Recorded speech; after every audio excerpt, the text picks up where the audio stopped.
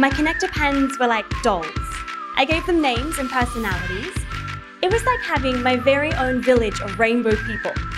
There was Mr. Blue, who was a cool little surfer dude, and he was married to Mrs. Pink, who was the queen of Rainbow World.